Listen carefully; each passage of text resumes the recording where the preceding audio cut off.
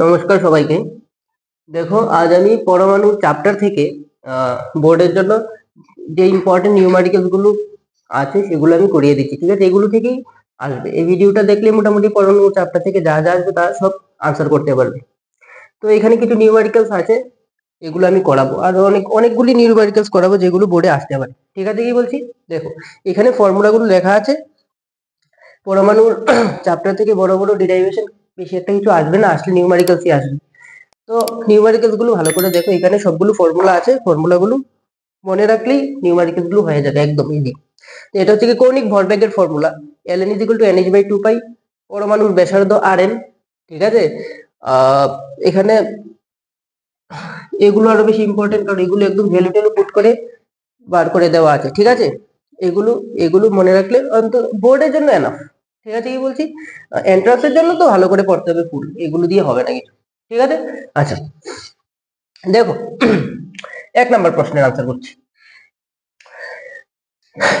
কি বললো দেখো, এখানে একটি ইলেকট্রন হাইড্রোজেন পরমাণুর তৃতীয় কক্ষপথে আবর্তনশীল, ইলেকট্রনের কৌণিক ভরবেগ কত? ঠিক আছে, কি বললাম, তো কোন ফর্মুলা দিয়ে হবে? ln = nh/2 পাই দিয়ে হবে। কি বলছে, ইলেকট্রনটি কোন কক্ষপথে? ইলেকট্রনটি তৃতীয় কক্ষপথে আবর্তনশীল, তৃতীয় কক্ষপথে আবর্তনশীল, তৃতীয় কক্ষপথে আবর্তনশীল।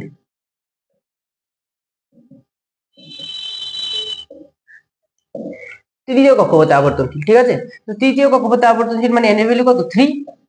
সুতরাং L3 কত হয়ে যাবে? 3h/2 পাই, এতটুকুই आंसर। 1 মার্কের প্রশ্ন। তো 3 ইনটু এটার ভ্যালু h/2 পাই এর ভ্যালুটা একদম মুখস্থ করে নেবে, 6.62 into 10⁻⁻34 divided by 2 into 3.14 calculate করে নেবে। কথাটা কি বল, বোঝা যায়? আচ্ছা, তো এটা হচ্ছে ফার্স্ট। 2 নাম্বার 2 নম্বর প্রশ্ন কি বলছে দেখো, 2 নম্বর প্রশ্ন কি বলছে দেখো, যে হাইড্রোজেন পরমাণুতে ইলেকট্রনের চতুর্থ কক্ষপথের ব্যাসার্ধ দ্বিতীয় কক্ষপথের ব্যাসার্ধের কত গুণ? ঠিক আছে, দেখো আমরা দেখো আমি ফর্মুলা দেখো, ব্যাসার্ধের একটা ফর্মুলা এই, এখানে ডিটেইলস সবকিছু দেওয়া আছে, এখানে n square h square epsilon not pi m z e⁴। ঠিক আছে, তো এটাকে ক্যালকুলেশন করে আমরা রিডিউস করে এই ফর্মুলাটা এনেছি, 0.53 n স্কয়ার বাই z। ঠিক আছে, এই ফর্মুলা দিয়ে এগুলো হয়ে যাবে। ক্লিয়ার? আচ্ছা, তো দেখো প্রথম কথা হচ্ছে কি 1 নাম্বার, যে এটা কি পরমাণু? হাইড্রোজেন পরমাণু। হাইড্রোজেন পরমাণুর ক্ষেত্রে z কত? পরমাণু ক্রমাঙ্ক কত? z = 1 হাইড্রোজেন পরমাণুর জন্য, হাইড্রোজেন পরমাণুর জন্য, পরমাণুর জন্য। যদি এটা হাইড্রোজেন পরমাণু না হয় হিলিয়াম পরমাণু হতো, তাহলে z = 2 হতো।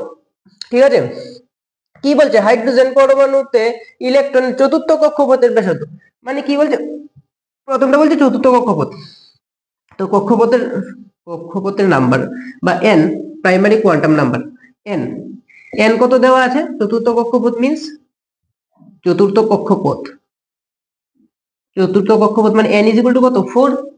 তাহলে n = 4 ধরে যদি পুট করো, তাহলে r4 কত হয়ে যাবে? r4 = 0.53 r4 square divided by 1, তার মানে 0.53 ইনটু কত? 16। মাল্টিপ্লাই করতে লাগবে না। ঠিক আছে, কি বলছি, ডিভাইড করব, ক্যান্সেল হয়ে যাবে উপর নিচে। আচ্ছা, এবার বলছে দ্বিতীয় কক্ষপথের ব্যাসার্ধের কত গুণ? তাহলে দ্বিতীয় কক্ষপথে n এর ভ্যালু কত? n এর ভ্যালু 2। ঠিক আছে, তাহলে r2 কত হবে? 0.53 ইনটু 2 স্কয়ার বাই 1, মানে 0.53 ইনটু 4, ইকুয়েশন নাম্বার 2। ডিভাইড করো, 1 ডিভাইডেড বাই 2, তো r4 বাই r2 কত হবে? 0.53 ইনটু 16 আর 0.53 ইনটু 4, তাহলে r4 বাই r2 কত হয়ে যাবে? 4। কি বলছে, চতুর্থ কক্ষপথের ব্যাসার্ধ, হ্যাঁ চতুর্থ কক্ষপথের ব্যাসার্ধ দ্বিতীয় কক্ষপথের ব্যাসার্ধের কত গুণ? তাহলে or r4 কত হয়ে যাবে? 4 r2, মানে চতুর্থ কক্ষপথের ব্যাসার্ধ দ্বিতীয় কক্ষপথের ব্যাসার্ধের 4 গুণ। ক্লিয়ার? যদি এক্সামে আসতো যে হাইড্রোজেন পরমাণুতে ইলেকট্রনের চতুর্থ কক্ষপথের ব্যাসার্ধ এবং দ্বিতীয় কক্ষপথের ব্যাসার্ধের অনুপাত কত, তাহলে কি লিখতাম 4:1। ঠিক আছে, কি বলতাম? আচ্ছা, যদি প্রশ্নটা এরকম দিত যে হাইড্রোজেন পরমাণুতে দ্বিতীয় কক্ষপথের ব্যাসার্ধ চতুর্থ কক্ষপথের ব্যাসার্ধের কত গুণ, তাহলে আমরা কি লিখতাম? তাহলে এইভাবে করতাম যে R2 = 1/4 ইন্টু R4, 1/4 গুণ হয়ে যেত। ক্লিয়ার? এগুলো ভালো করে দেখে আনসার করতে হবে। এমসিকিউ তে দেখতে তো ইজি লাগে, কিন্তু আনসার ভুল টিক করে দিই, কারণ সবগুলো অপশন এমসিকিউ তে থাকবে। বুঝা গেল কি বলছি? আচ্ছা, নেক্সট যে প্রশ্নটা সেটা হচ্ছে, দেখো দেখাও যে হিলিয়াম পরমাণুর প্রথম উদ্দীপিত অবস্থা হাইড্রোজেন পরমাণু নিম্নতম অবস্থার শক্তির সমান। আচ্ছা, তো কি বলছে? তো এখানে বুঝতেই পারছো যে হিলিয়াম পরমাণু প্রথম উদ্দীপিত অবস্থা মানে এখানে শক্তির কথা বলছে। ঠিক আছে, তাহলে শক্তির ফর্মুলাটা কি? শক্তির ফর্মুলা E = -13.6 কি Z²/n²। ঠিক আছে, তাহলে প্রথমে এটা কি বললো? প্রথম কি বললো? এটা হিলিয়াম পরমাণু He+,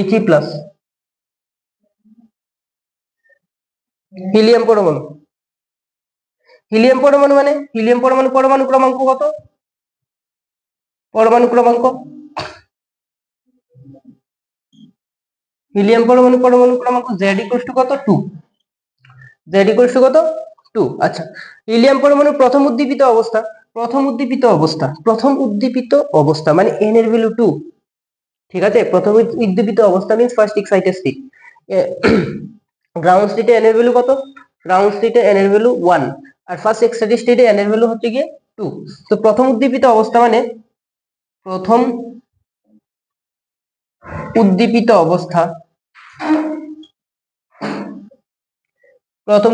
অবস্থা মিন্স n এর ভ্যালু 2। সুতরাং তো প্রথম উদ্দীপিত অবস্থায় শক্তি কি হবে? E2 = কত হয়ে যায়? -13.6 ইন্টু Z²/n²। Z² কত এখানে? 2²/2² ক্যান্সেল, -13.6 ইলেকট্রন ভোল্ট E2। ঠিক আছে, আচ্ছা, বলছে হাইড্রোজেন পরমাণু নিম্নতর অবস্থার সমান। নিম্নতর অবস্থা মিন্স গ্রাউন্ড স্টেট বলছে, মানে n = 1। তাহলে হাইড্রোজেন পরমাণু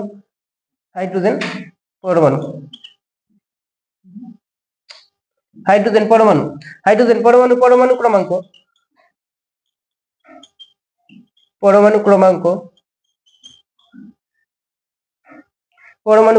Z = কত? 1। তো নিম্নতর অবস্থা মিন্স n = কত? 1। তাহলে E1 কত হয়ে যাবে? এটা E2 for helium, E1 for hydrogen -13.6 into Z²/n², 1²/1² -13.6 electron volt. ঠিক আছে, দেখো এখানে দ্বিতীয় স্তরে হাইড্রোজেন পরমাণু হিলিয়াম পরমাণুর প্রথম উদ্দীপিত স্তরে এনার্জি কত? -13.6 ইলেকট্রন ভোল্ট। আর আর নিম্নতর অবস্থায় কত? -13.6 ইলেকট্রন ভোল্ট। দুটোটা একদম সেম হয়ে গেছে, এটাই বলছে। হাইড্রোজেন পরমাণুতে ইলেকট্রনের চতুর্থ এটা না, হিলিয়াম প্লাস পরমাণুর প্রথম উদ্দীপিত অবস্থায় হাইড্রোজেন পরমাণু নিম্নতর অবস্থার শক্তির সমান। ক্লিয়ার? দেখো নেক্সট